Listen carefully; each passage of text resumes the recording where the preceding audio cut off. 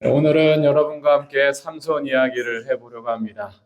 기숙사 생활하면서 수요일에 예배를 드리러 나온 이 자리가 어찌 보면 끌려 나온 자리 같고, 그리고 잠깐은 쉬는 자리 같고, 여기서 점심시간 잘 보내고 소화될 때쯤 졸린 시간에 억지로 앉아있는 것 같은 느낌인 걸 압니다.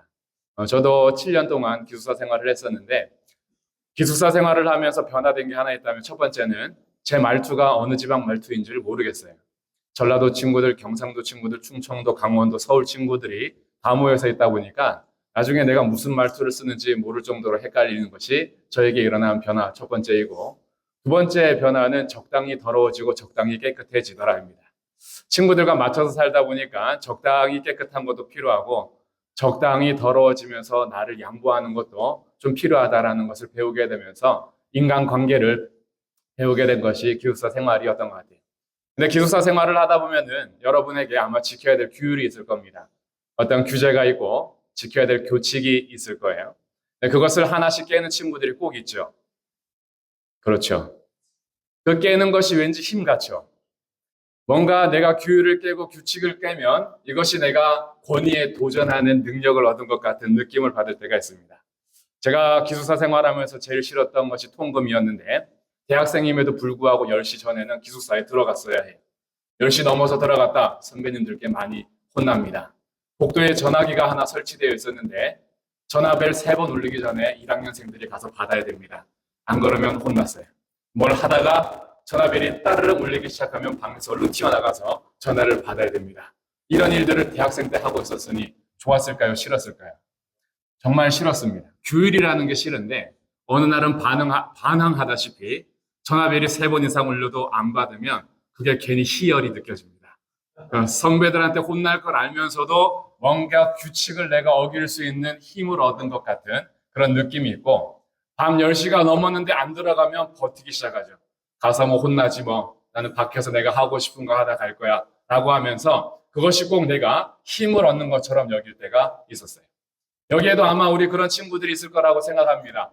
학교에서 정한 규칙을 깨면 뭔가 희열을 좀 느끼면서, 그리고 그 규칙을 깨면서 다가올 벌이 예상되지만 안 걸리면 장땡이고 걸리면 재수 없는 거지, 나는 이 규율을 꼭 지켜야 되지 않아도 된다라는 생각을 가지고 있는 친구들이 있을 것 같아요. 그런데 지나고 보니까 기숙사에서 때로는 사회에서 어떤 정해진 규율을 깨는 것이 힘이 아니라 그 공동체에서 그것을 지키기 위해서 절제하는 것이 힘이라는 것을 알게 돼요. 그리고 그 시간을 쭉 보내면서 함께했던 이 친구들과의 관계는 사회에서 나가서 만나는 그 어떤 친구들과는 누릴 수 없는 끈끈함이 여기서 생기기 시작합니다. 여기에서 서로 맞춰가며 배웠던 인간관계, 여기에서 내가 하고 싶은 걸 다 하지 않고 참았던 절제, 이런 것들이 결국은 여러분을 세상에 나가게 되었을 때에 더 크게 사용하게 될 줄로 믿는데, 지금은 이 시간들이 조금 힘들지라도 여러분은 그런 훈련의 과정에 이 예람 학교에서, 글로벌 학교에서 여러분이 지내고 있는 거예요. 근데 오늘 제가 이 얘기를 하는 이유는 삼손은 규율을 잘 지키는 자였을까요? 아니었을까요? 아니었어요. 여러분의 반응을 절대 기대하진 않아요. 제가 그냥 질문하고 답할게요. 제가 이거 아무도 안 하는 거 보면서 이미 마음을 접었습니다. 이미 그렇게 요청을 했는데도 하는 사람이 몇 명 있는데 요렇게 하는 걸 봤어요. 그래서 반응을 기대하지는 말자. 제가 그냥 질문하고 답할 테니까 생각하면서 들어주면 좋을 것 같아요. 삼손은 나실인으로 태어난 사람이에요. 예담인이 아니라 나실인인데, 나실인이라는 것은 하나님께 바쳐진 자, 구별된 자라는 뜻이에요. 근데 언제부터 구별되었냐면 엄마 뱃속에 있을 때부터 구별이 되었습니다. 그럼 나실인이 지켜야 될 3가지 규칙이 있어요. 첫 번째는 포도주를 먹으면 안 됩니다. 포도주와 독주를 먹으면 안 되고, 삼손에게는 더 특별하게 규칙을 세우는데 포도에 관련된 것은 어떤 것도 먹으면 안 돼요. 건포도도 안 되고 생포도도 안 되고 아무것도 안 됩니다. 그런데 삼손이 포도를 얼마나 좋아했냐 하면 포도라기보다 포도주를 참 좋아했습니다. 그래서 포도원에 늘 가서 살았고요. 포도주가 있는 잔치를 늘 즐겼어요. 친구들하고 술 먹으면서 포도주만 마신 것이 아니라 독주를 함께 마시면서 그리고 그곳에서 도박까지 했습니다. 오늘날로 말하면 삼손은요, 어디서 제일 잘 만날 수 있냐면 홍대 클럽에 가면 제일 잘 만날 수 있을 거예요. 그 술 먹고 도박하는 걸 너무 좋아했어요. 내기하는 거 참 좋아했습니다. 그러면서 내가 구별된 나시린임에도 불구하고 포도주를 금하는 것을 깨버렸고, 두 번째, 나시린이 지켜야 될 규칙은 시체나 부정한 것을 만지면 안 돼요. 근데 삼손은요, 얼마나 힘이 대단하냐 하면 포도원 앞에 갔을 때의 사자가 그의 길을 막습니다. 그래서 삼손이 어떻게 했느냐? 사자의 입을 잡고 몸을 찢어버려요. 그 정도로 힘이 있는 사람이 삼손인데 찢어서 죽여버렸습니다. 그리고 그것을 버리고 갔어요. 시간이 지나서 그 죽은 사체, 사자 몸에 벌집을 만들어서 거기에 꿀을 만들어낸 거예요. 삼손이 가다가 너무 좋았어요. 꿀을 발견한 거죠. 그러면 삼손은 시체를 만지면 안 되는데 그런 거 전혀 개의치 않습니다. 삼손은 가서 손으로 그 죽은 사자를 만지고 때를 쫓아내고 벌꿀을 가져서 그것을 먹으면서 야, 이렇게 맛있는 꿀이 있는가라고 즐거워했던 사람이 삼손이에요. 그뿐만이 아니라 삼손은 싸움을 얼마나 잘했는지 요즘에 UFC 쓰면 아마 유승을 몇 번 했을 건데 죽은 나귀 턱뼈를 가지고 블레셋 사람 1000명을 쳐 죽이는 사람입니다. 이 턱뼈 있죠. 나귀 턱뼈를 글러브처럼 껴가지고 1000명을 때려 죽였다. 이런 것이 삼손의 능력이거든요. 근데 만져서는 안 될 거잖아요. 죽은 뼈거든요. 죽은 동물의 뼈인데 전혀 개의치 않아요. 이런 사람이 삼손입니다. 규칙을 하나씩 다 깨갑니다. 그리고 마지막 깬 것이 오늘 저희가 읽은 본문의 말씀이에요. 삼손아가 따라오는 여인이 한 명 있는데 그 여인이 들릴라라는 여인입니다. 이 들릴라라는 여인이 삼손이 너무 힘이 세니까 블레셋 사람들로부터 돈을 받았어요. 삼손의 비밀을 캐내면 우리가 너에게 돈을 줄게. 그 돈이 환산하면 한 110억 정도가 됩니다. 그러니까 110억 정도를 줄 테니까 너가 삼손의 비밀을 알아봐라. 그래서 남자는 여자의 눈물에 약하다고 삼손이 계속 눈물을 흘려요. 남자가 왜 여자의 눈물에 약한 줄 아세요? 이거 비밀인데, 창조의 비밀. 남자가 흙으로 지어졌기 때문에 물 묻으면 녹습니다. 그래서 남자들도 여자 앞에서 눈물 흘리면 된다고 생각하는데 그러면 안 돼요.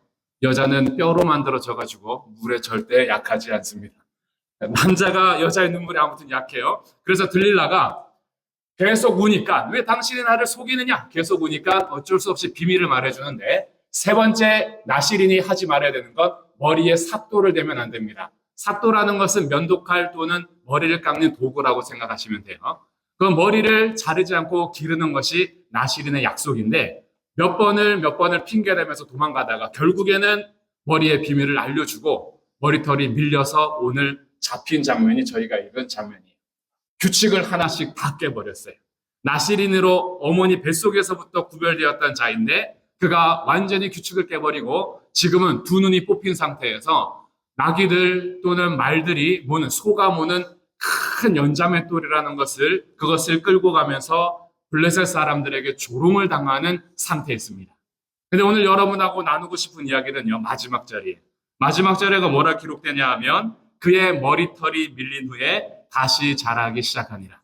머리털이 밀렸어요. 그럼 다시 자라는 거 너무 자연스럽지 않아요?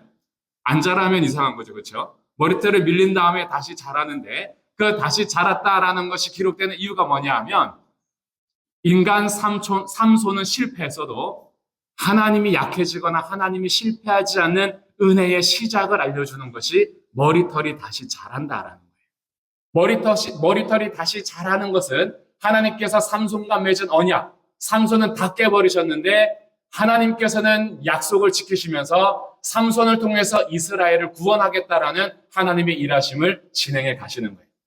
그래서 머리털이 밀린 후에 다시 자라게 되고 죽기 전에 삼손이 드디어 하나님을 찾습니다. 그동안은 자기 힘을 믿으면서 살았던 삼손이 죽기 전에 기둥에 매달려서 하나님께 기도해요. 이번 한 번만 소원하겠습니다. 내 원수를 물리치게 해주십시오라고 기도했을 때 하나님께서 다시 힘을 주셨고 그가 기둥에 맨 상태로 몸을 웅크리자 기둥이 다 부서지면서 그곳에 잔치했던 블레셋 모든 군사가 죽임을 당하면서 삼손도 같이 인생을 마무리합니다. 제가 여러분하고 결론을 맺으면서 나누고 싶은 이야기는 하나님은 100점 만점의 백점만을 사랑하거나 그들을 통해서만 일하지 않아요. 삼손 이름의 뜻은 태양이라는 것에서 옵니다. 태양의 아들이란 뜻이에요. 태양처럼 빛나는, 태양처럼 강렬한 사람이 삼손이에요. 들릴라라는 이름의 뜻은 뭐냐면 연약하다 또는 밤에서 오는 단어가 들릴라라는 이름의 뜻이에요. 그러니까 이 들릴라는 자기에게 말하면 약한 여자지만 상대방에게 쓰면 약하게 만드는 여자예요. 누군가를 약하게 만드는 사람이고 밤의 여인입니다. 이것을 언어적으로 우리가 연결해 본다면 태양이었던 삼손이 밤이었던 들릴라에게 약해진 상태인 거예요. 하나님께서는 이 땅의 그리스도인들 그리고 여러분들 하나님의 자녀들을 모태에서부터 구별하신 것이 아니라 창세 전부터 구별하셔서 여러분을 사랑하시고 이 땅에 세우셨는데 태양처럼 빛나야 될 우리 그리스도인들이 밤에게 삼킴바 되어서 연약해지는 경우가 오늘날의 현실입니다. 근데 오늘날 이런 현실 속에서 여러분이 가질 수 있는 소망은 뭐냐 하면 머리털이 밀린 후에도 다시 자라기 시작합니다. 하나님은 실패하지 않으시고 하나님은 자기가 하시고자 하는 일을 끝까지 진행해 가실 터인데 여러분이 100점일 때 사랑한 것이 아니라 여러분이 마이너스 100점일 때 이미 사랑하시고 선택하셨어요. 그리고 하나님은 여러분이 100점 만점에 10점을 받든 20점을 받든 내 인생에서 아직까지 불완전한 모습들, 연약한 모습들, 무너지고 실패하는 모습들이 많겠지만 그런 여러 가지들을 하나님께서는 만들어 가실 거예요. 그래서 히브리서 11장 32절에서는 삼손을 믿음의 사람 이름으로 올려줍니다. 아무것도 아닌 것 같은 모든 것을 어긴 것 같은 삼손이지만 그를 믿음의 사람이라고 소개해주고 있어요. 전 여러분을 축복합니다. 여러분의 지금 상태가 몇 점인지 알 수 없지만 하나님께서 여러분을 예수 그리스도 안에서 부르셨고 예수 그리스도와 연합된 자로 100점의 인생을 향해서 저 천국을 향하여서 갈 수 있도록 여러분을 만들어 가실 것이고 일하실 겁니다. 지금 실패했어도 괜찮고요. 머리 밀리셨어도 괜찮습니다. 다 기억 못해도 여러분이 미용실 가셔서 머리를 자를 때마다 머리털은 다시 자라난다 라는 이 생각과 함께 여러분에게 은혜가 그치지 않는 것을 기억하는 우리 예단 글로벌 학교 학생들 되기를 주님의 이름으로 축복합니다. 제가 기도하고 마치겠습니다. 하나님 아버지 감사합니다. 주님께서 삼손을 통하여서도 일하고자 했지만 삼손이 모든 규율을 깨가면서 하나님과의 관계가 틀어졌습니다. 그러나 하나님께서는 삼손을 끝까지 사랑하셨고 그의 머리털은 다시 자라기 시작했습니다. 여기 있는 우리 귀한 친구들 하나님께서 이들을 통해서 일하실 것을 믿습니다. 우리의 지금 모습이 불완전할지라도 하나님께서 만들어 가실 것을 소망하오니 이들을 축복하시고 인도하여 주옵소서. 예수 그리스도의 이름으로 기도합니다. 아멘. 이제는 우리 주 예수 그리스도의 은혜와 하나님의 사랑과 성령님의 교통하심이 오늘 예배하는 하나님의 모든 자녀들 위해 영원토록 함께 하옵시기를 축원하옵나이다. 아멘.